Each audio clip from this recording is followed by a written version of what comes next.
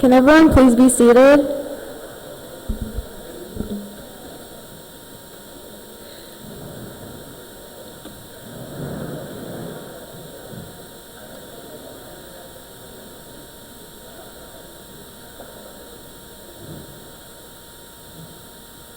Okay. So up next is Bob Parke. Bob is a bioethicist at Humber River Hospital, where he provides ethics consultations for patients, families, and staff. He is vice chair of the Research Ethics Board. He was appointed to the Clinical Advisory Committee of the Ontario Palliative Care Network. He is affiliated with the University of Toronto's Joint Centre for Bioethics. Bob has a commitment to integrating the philosophy and practice of palliative care to the broadest range of illnesses, with a special focus on palliative care for people at end stages of chronic diseases. His goal in providing care is to help people to be at peace when they are making difficult treatment decisions. With life experience, education, and work, Bob has seen the need for compassionate and caring palliative care to be provided in a hospice setting. As a part of Bob's desire to provide hospice care is the wish to have a place where practitioners from doctors, nurses, social workers, chaplains, and personal support workers can come to learn and enhance their knowledge and skills. Please give a warm welcome to Mr. Bob Parke.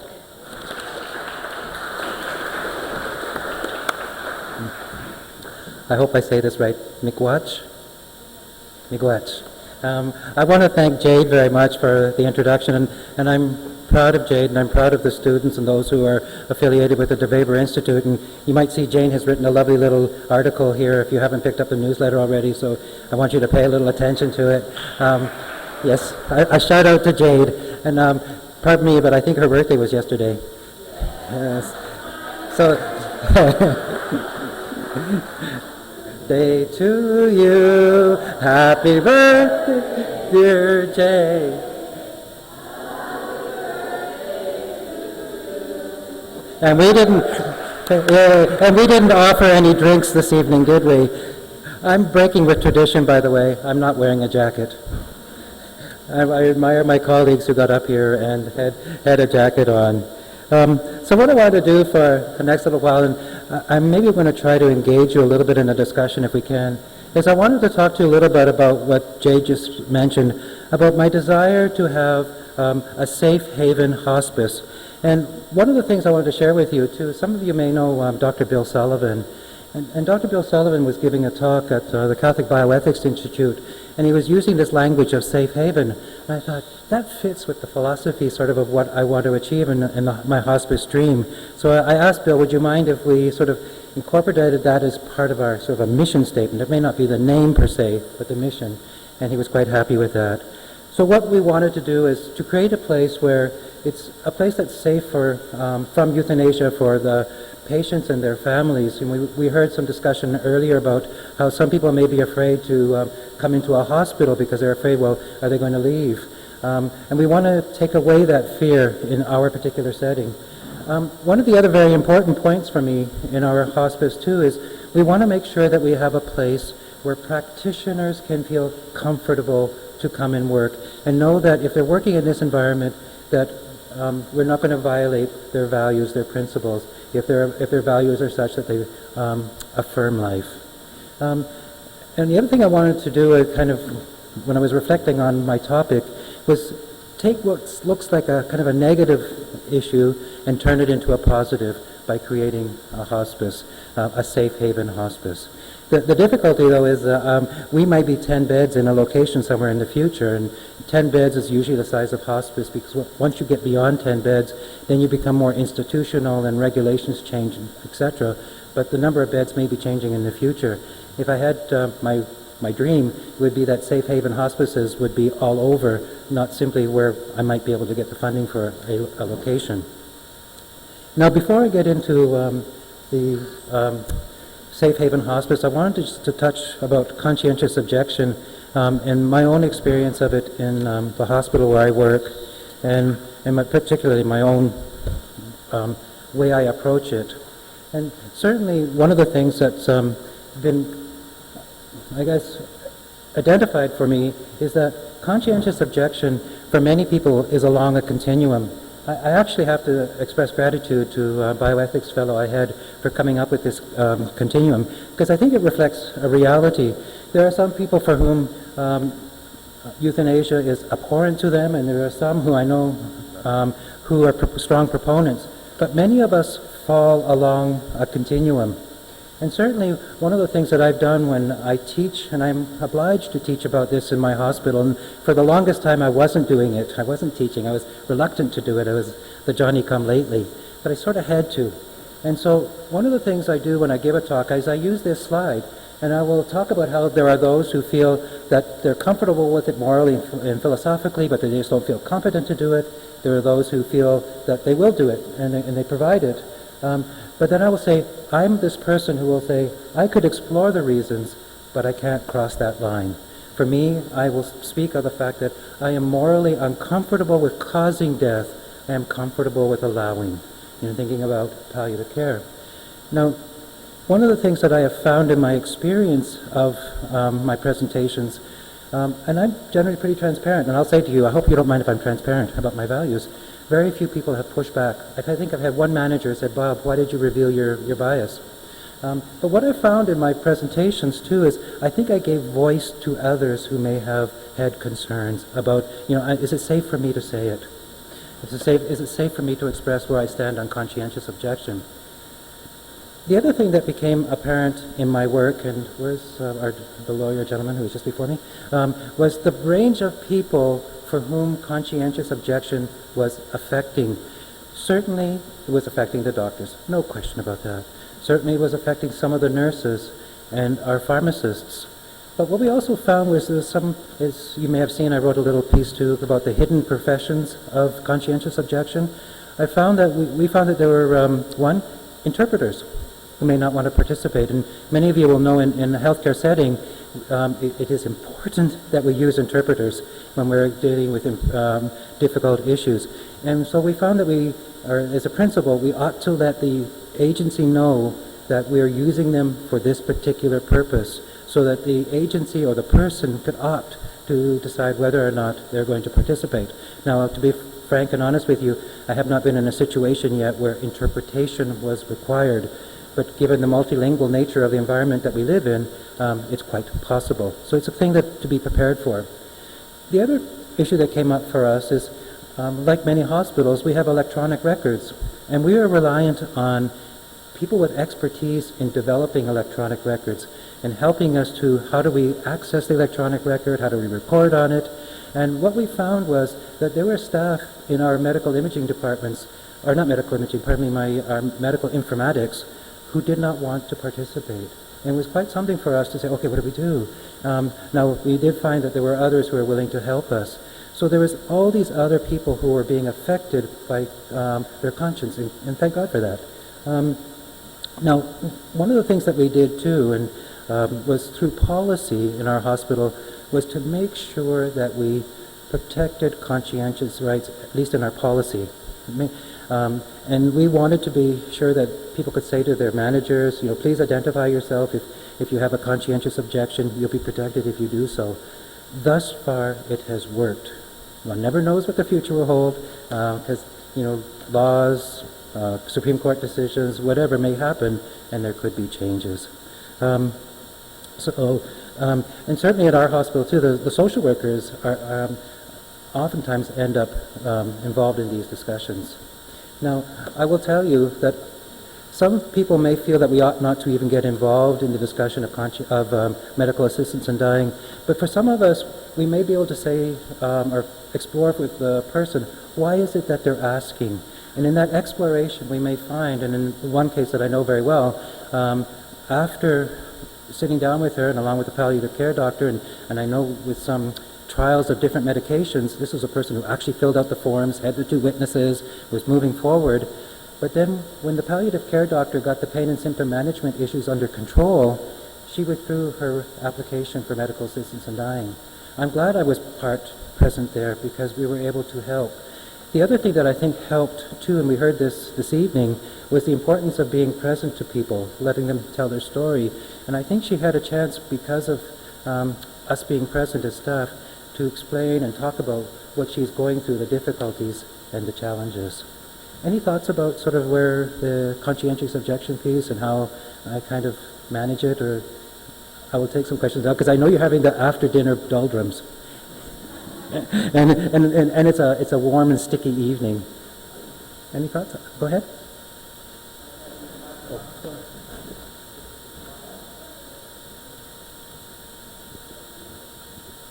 For those of us who advocate for patients in hospitals, as a bioethicist, what is the question that we should be asking a bioethics committee when a doctor recommends that someone should have assisted suicide, and we go to the bioethics committee for some kind of decision? How do we ensure that someone like you is one of the bioethicists as opposed to someone at the far right? Well, and that is the difficulty. My own experience, my own lived experience is I'm the minority. And so one of the things, and I hope in our teaching and our teaching with other staff is the person capable? So if you get a request and you're sure that they're not capable, okay, well that should take it off the table. Ask some questions about eligibility and challenge people. At this particular time, is death reasonably foreseeable? What can we do to sort of hold back? Have we tried everything? Have we addressed burden issues? It's more the question of the bioethics committee members themselves. Sure. Well, how do I find out the bias before a decision? I will tell you, and I don't know where you work, but in many of the hospitals, it's generally speaking one bioethicist. The bioethics committee model tends to be more a U.S. model, tends to be. Now, there are some, you may have models in some hospitals where they don't have a bioethicist and they do have like a bioethics committee and bioethics champions. So it's kind of hard to, I guess you have to maybe talk to them. Or like with me, when I do a presentation, you hear what it is. And I know that my colleagues, some of them have actually sent me articles and so on saying that if you disagree with medical assistance in dying, you should not be in the profession. And another of my bioethics colleagues sent me another email after that and another article saying that bioethicists should be values neutral. And I responded to him, I said, have you ever tried to be in a consent process? What you emphasize and what you de-emphasize reveals your biases.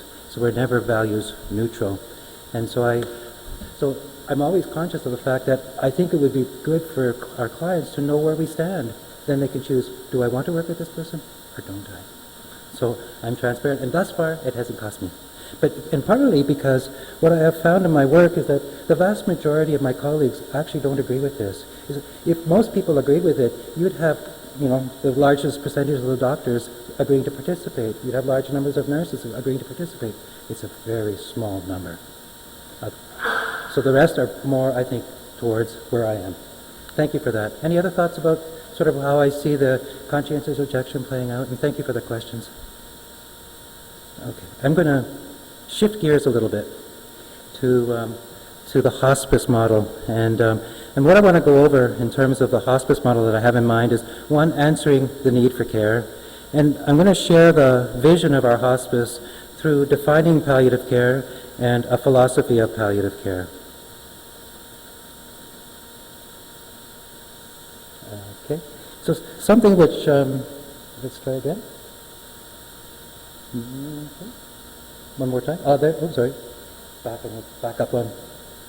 Okay, so something I wanted to identify with you is that residential hospice capacity is very low throughout the province. And I had a question this week about, if we build a hospice, why are we conflicting with other people who are building hospices? But there's such a need for them. Theoretically, if you could come up with a hospice every other corner, those beds I'm pretty sure would be filled quite quickly. And so there was a benchmark between 5.1 to 6.8 beds per 100,000 per community was recommended. And this is coming from the Residential Hospice Working Group. And what was seen was in our community here in Toronto, one more time, or can you advance it? Okay, in Toronto Central then, which would be in this area, and depending where you are in the city, maybe around Wilson Avenue, south of Wilson Avenue, there's only 1.4 beds. And in Central Lynn, above Wilson Avenue, and it goes north, there's only 0.2 beds per 100,000 population. So part of what I wanted to make the point there was that there is definitely a need. So at current population level, Ontario requires more or less 1,100 residential hospice beds. At present, there are only 260. Now, there are some beds coming on, but it's not going from 260 to 1,100. Oops, sorry. I'm going to go back one. Thank you. There we go.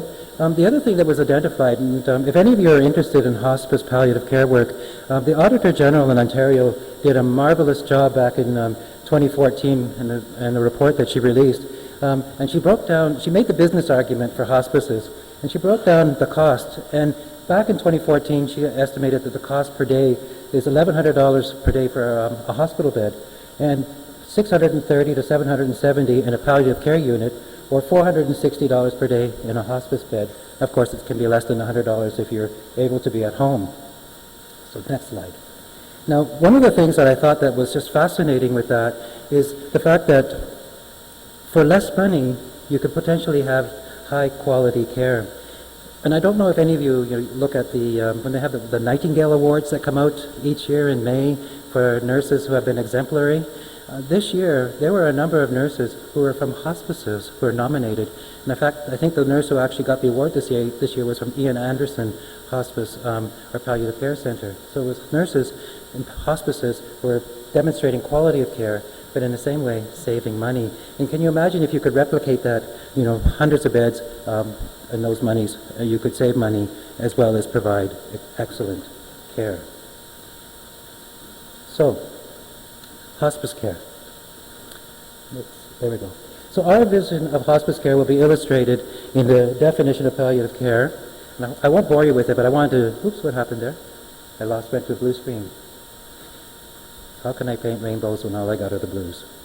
There we go. All right. So next slide. We'll go to the next slide, please. So I'm going to define palliative care. So next slide, please. So I wanted to look at the World Health definition of palliative care.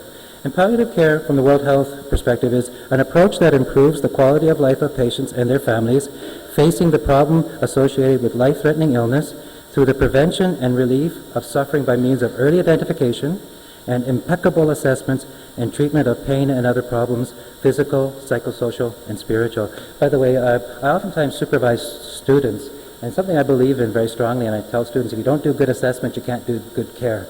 So assessments are very important. That's why I highlighted here the impeccable assessments. But what I also value very highly in the World Health definition of palliative care, of course, is what it talks about physical, psychosocial, and spiritual. And this will be kind of a theme that we're going to go, that'll be throughout my presentation. Another part of the World Health definition of palliative care is something that I wanted to point out here. It intends to neither hasten or postpone. It intends to neither hasten or postpone death. It integrates the psychological, spiritual aspects of care. It offers a support system to help patients live as actively as possible, and it offers a support to the family, and it is a team approach. And this definition, you will see, is the goal of the palliative care hospice that I want to create. This first bullet here, too, is also very important. May positively influence the course of illness. And those of you who work in palliative care, doctors, nurses, and others, and social workers, by the way, how many people are healthcare workers here now? Wonderful, great. And we know that sometimes when patients get a referral to palliative care, and this is something I call the paradox of palliative care, sometimes we've seen people live longer and have better quality of life. And, there's anecdotal evidence to that, and certainly there is empirical evidence to this fact. This one story that I have here is one that illustrates a story that I'm quite familiar with, of a woman who was living at home with her family in the community. She has cancer, for sure, and she had always been active with her family, was at the meal table, but recently, in the past history, she was less energetic, she was in her room, not engaging with the family, and the family were becoming very concerned. But one thing she did not have at that particular point was a referral to a palliative care doctor. But fortunately, some brilliant person made a referral to a palliative care doctor who does home visits. And this particular time, I was from the Tammy Latner Center here in the city. And this particular palliative care doctor did what I believe many palliative care doctors do, takes a very holistic approach. And assessing her, he opened up her mouth, or she opened up her mouth and looked and found thrush. And what happened when the thrush was treated? She had taste, she wanted to eat again, she had appetite, she re-engaged because she had energy again. If that palliative care doctor hadn't have taken that holistic approach, who knows what would have happened? And so I try, when I get out to have opportunities to go out to faith communities, to community groups, is I try to encourage people not to be afraid of palliative care, because the evidence is there that you can have sometimes quantity, but certainly quality of life. The paradox of palliative care. One other thing, too, that's very important is that for us to be mindful of is that palliative care is, the Ontario Palliative Care Network is very much using this language, is disease agnostic. You know, before we used to think of palliative care as cancer, and then we had HIV/AIDS, and some of you will know Dr. Sandy Buckman, and he speaks of the third wave of palliative care. And the third wave of palliative care are those people who are dealing with the end-stage diseases like end-stage liver, end-stage kidney, even dementia. And so I'm very conscious of when we create a hospice, when we do palliative care, we have to be thinking of those people with end-stage diseases. Certainly cancer's there, it's for sure, and ALS and others, but we have to broaden our knowledge of what is palliative care. The difficulty is many of us have been operating under sort of the cancer model, cancer way of thinking of hospice palliative care, and that creates difficulties when people need services, because those of you who have to order services know that, you know, to get more home care, you may have to have a life expectancy of 3 months or less to get the full range of service. Well, sometimes with end-stage diseases, you may not know. You may go along, you have an exacerbation of a heart failure, you dip down, you get back up, and then you come down a bit, so you may not be so easy to predict. But nevertheless, the point that I wanted to make is that the hospice model that I want to create has got to be inclusive of many types of illnesses. So, the philosophy of care. Stop and think. This is going to be familiar to most people who are clinicians, this particular illustration. Certainly it's something that I believe in very strongly as a bioethicist, former social worker, somebody who actually was doing home visits with a palliative care with Dorothy Lay Hospice, is that palliative care is not something that happens when the person is identified as dying. It happens much earlier. It can happen when there's an identification of a life-limiting illness, but it goes in parallel with other treatments. And certainly, as the diseases progress, then more and more palliative care gets involved.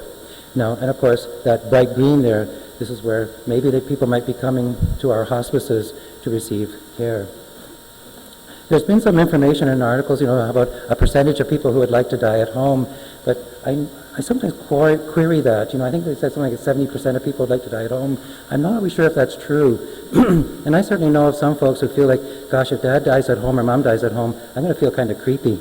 So people will try to keep their loved ones at home for as long as possible. And if we had the opportunity to offer them a hospice for a home-like setting, this is what we would like to do.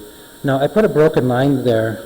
Some of you may not see it, but I think it's something that bereavement care is something that I would like us to be engaged in and taking on. Next slide. Now, it's too bad it doesn't come through here.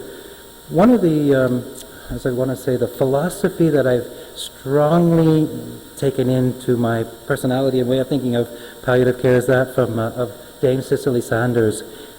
You matter because you are you, and you matter to the end of your life. We will do all we can not only to help you die peacefully, but also to live until you die. Dame Cicely Sanders. And Dame Cicely Sanders is a remarkable woman. She was a social worker, and then she became a nurse, and then she became a doctor. And she founded the first hospice, inpatient hospice at St. Christopher's House in London, England. And for a good number of years, a lot of people went off to London, England to St. Christopher's House to learn about palliative care. But you will see this particular philosophy reflected in what I believe to do. And you will see it here. Because you matter, we will get to know you. How much did we talk about taking time with people? I really love that story about Scrabble today.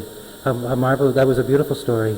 and how meaningful that was. It's not just about providing the medications. Certainly, in our work, we'll be holistic in our care. Now, we'll also address total pain. It's interesting, I'm not hearing as much about total pain in literature nowadays. Could I ask some folks, what do you think you would see in, what domains would be covered in total pain? Got to get over those after dinner doldrums. What areas?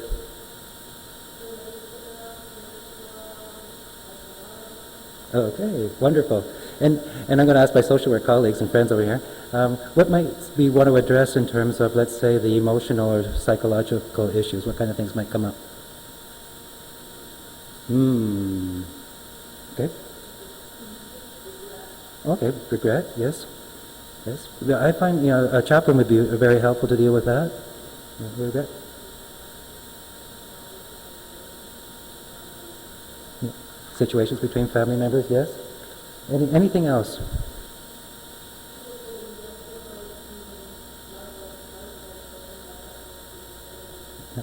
And sometimes that's very practical things like, how am I going to pay the bills?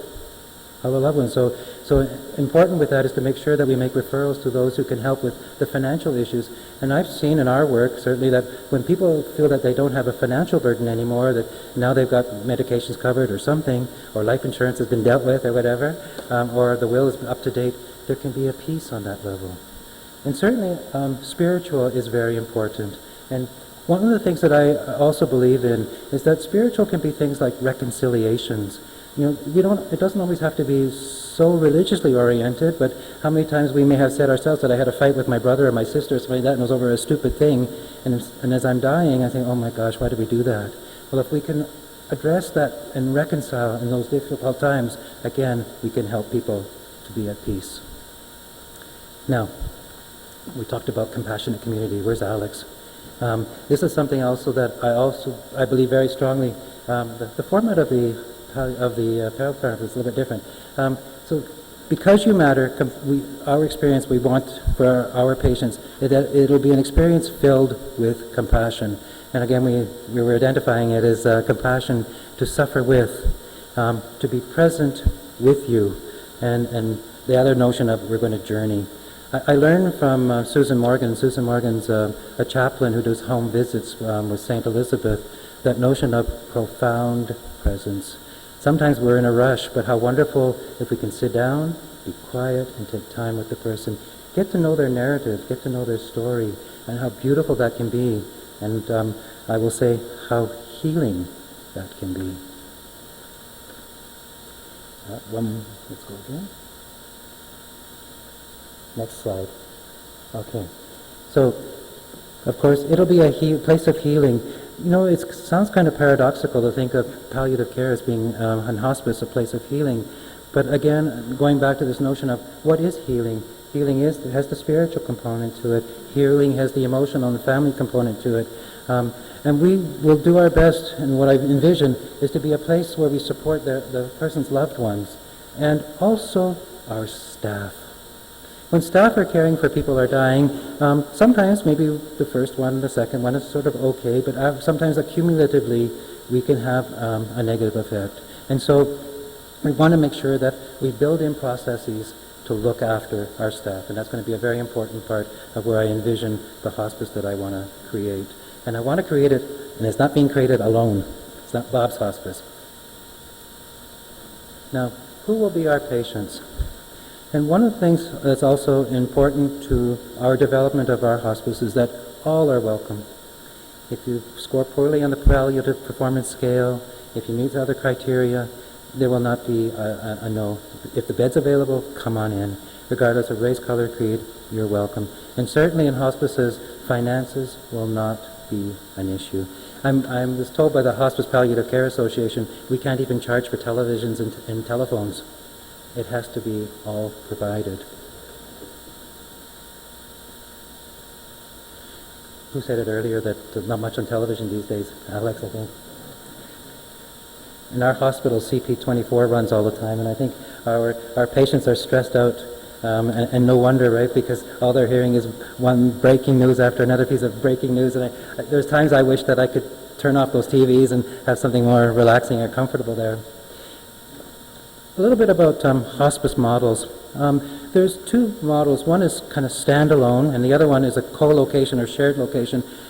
The hospice models that are kind of standalone, we see, like in Windsor, they have an amazing hospice. They've done tremendous work down there.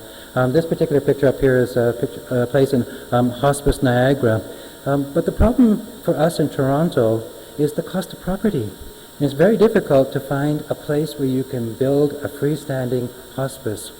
I was telling somebody a story earlier when we were eating, how there was a priest giving a homily in a rural community, and the priest was saying, wouldn't it be nice if we had a hospice?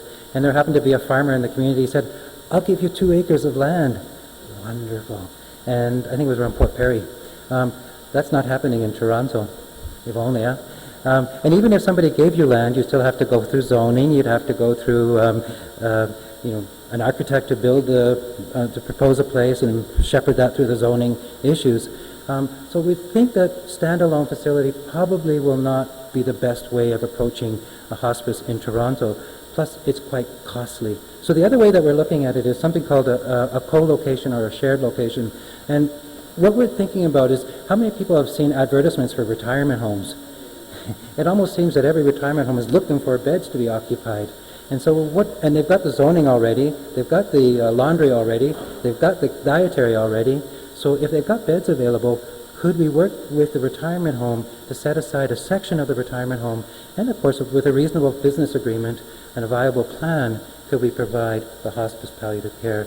And I'm thinking that's along the model that we're going to go, given the lack of land in Toronto, and that the fact that there is some potential beds available in retirement homes. The difficulty is we have to find retirement homes who are able to work with us, and we have one or a few that in mind that could possibly do that. Any thoughts or questions about locations and location type of models? Okay. Sorry? I'm grateful for this. I'm not usually a person who likes to get up in front of a microphone and yak the whole night. It's not my style. Interesting hospice I ever visited was in the Netherlands, and the model there was in a new townhouse development. The last two townhouses had an opening between them, so it was a 5-bed facility, and the measure of success was how often it was empty. And because that meant that people were at home mostly where they wanted to be. And so there was no staff at the hospice. When people needed to go to the hospice, whoever was caring for them at home, visiting home nurses, their family doctor, the palliative care community team would go with them to their new home, to the hospice. Wow. So there was no overhead other than lights and that kind of stuff. Okay. People brought some of their own furniture, but it was the difficult part was convincing the other owners of the other townhouses that there wouldn't be a hearse going through with the kids and watching it every day. Yeah. But once that was settled, the rooms were sometimes rented because they were accessible to tourists who needed accessible housing while visiting that community. So that was a fundraiser thing. But what stood out to me was that I was able to visit it because it was empty. They don't like people to come visit when there is someone there. Yes, and that was a very, very different model than I've seen here. And also, I guess, with that too, there's a continuity of care because the person who is there knows their care team already. Absolutely. It's not strangers to them. Because every time you move somewhere new, there's a whole new group of people to say goodbye to at some point. So saying goodbye, and also reassessments, retelling your stories again. Thank you for that. There was one hospice that I became aware of in the Netherlands called Emmanuel Hospice. And we've been giving some thought to in one of the contexts that I'm working in. The other goal that I have for our hospice is that it would be a place of education and open to a broad range of peoples who support hospice care.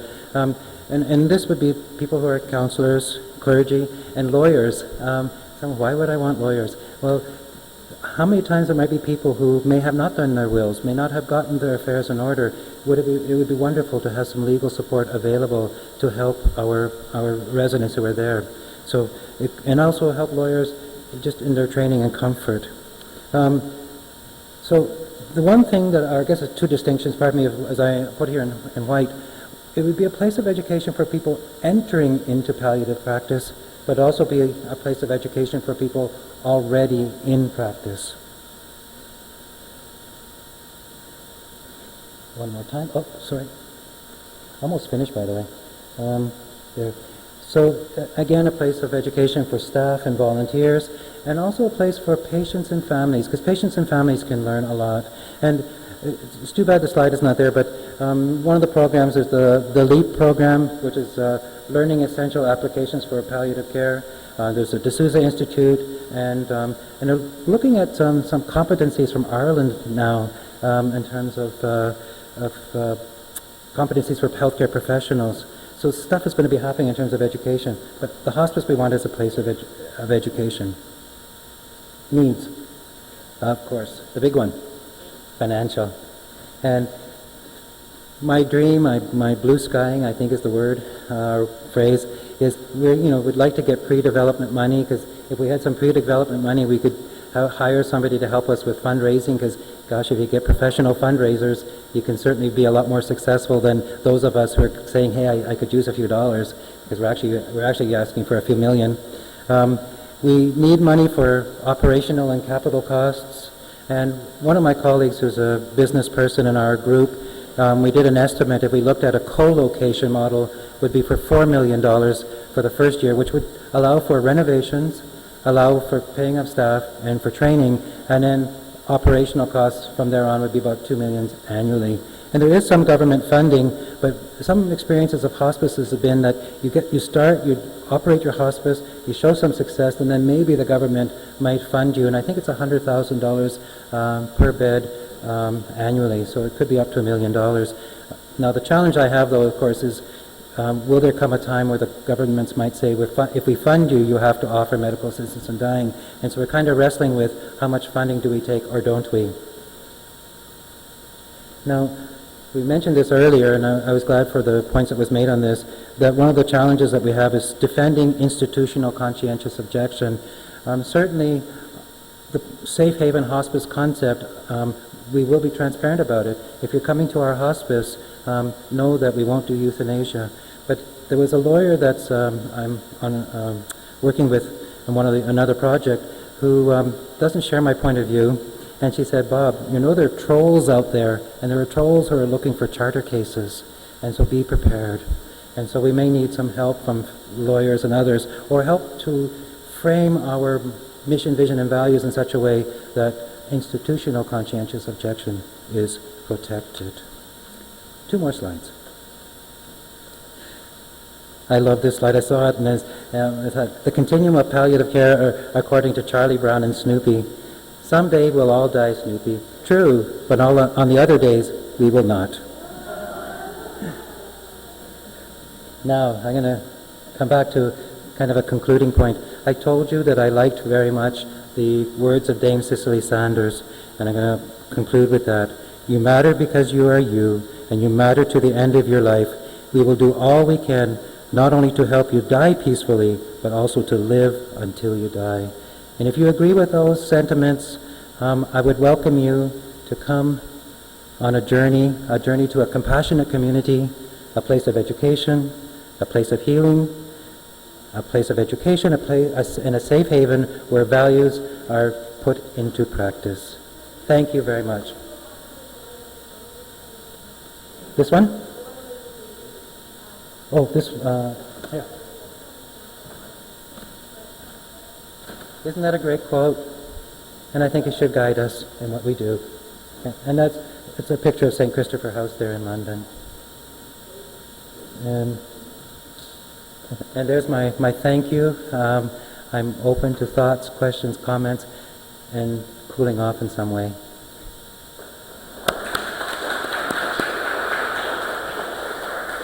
And may I say that I also want to thank you for all the work each and every one of you does every day to make a difference in people's lives. It's not those of us who are just up here at the microphone. You guys are doing things every day, so thank you for that.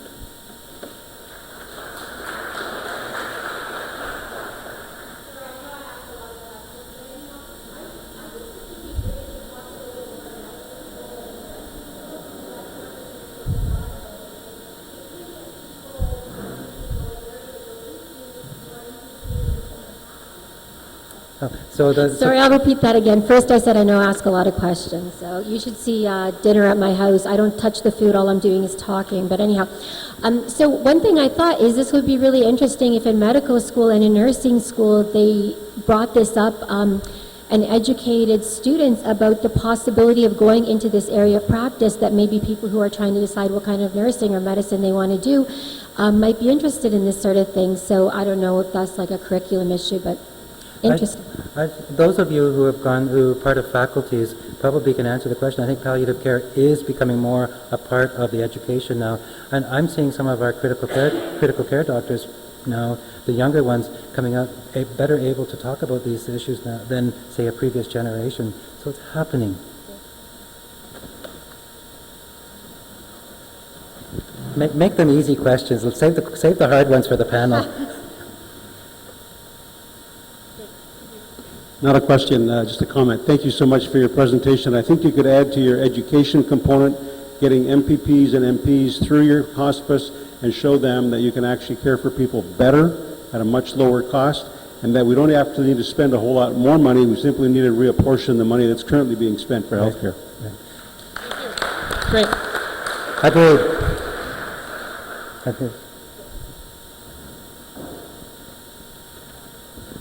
I think I would definitely echo that last comment. I recently spoke with my MP and I said, what's going on with the funding for palliative care? He said, oh yeah, I don't think people would really want palliative care. It's, it's sort of an icky sort of reality. So I guess taking people on a tour might help them to see the reality.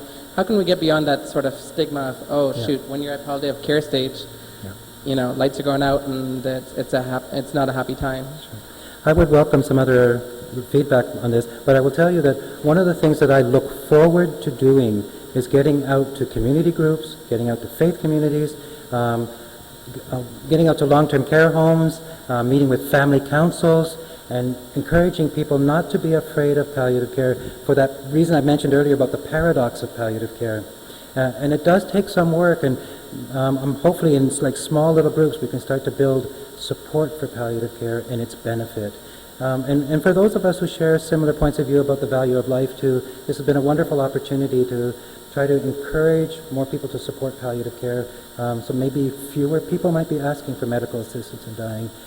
We have a challenge, as it's been articulated so well too, about how palliative care services is very much a patchwork quilt across our province.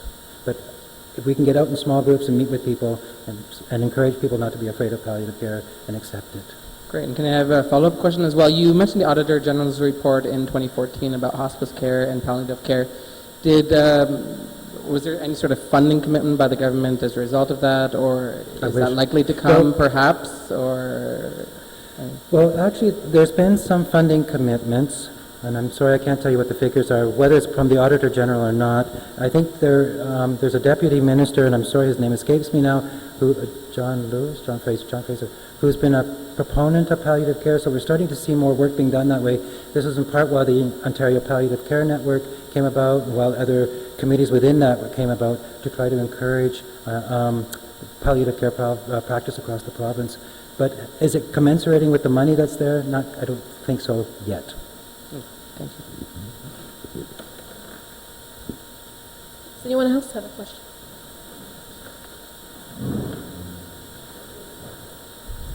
I guess my concern is that all they have to do is say people have to make referrals or be involved. I mean, our colleges regulate practice, so if there are nurses working in a pro-life hospice, they still are governed by their regulatory body. And also that all the province has to do, and John Fraser would be on side with this, is say you can have funding for palliative care, but only if you'll participate with the euthanasia.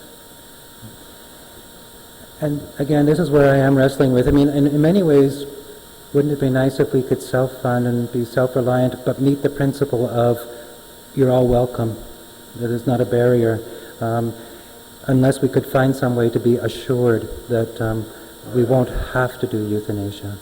But yes, it is a challenge.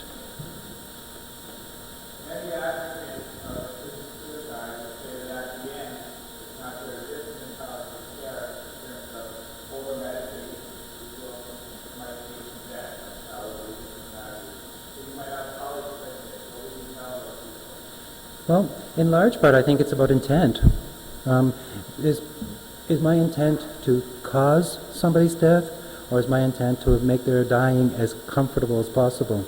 And I would hope the physicians will help me out in this, but I oftentimes think of the example of the ALS patient for whom breathing is can be a very great difficulty at the end.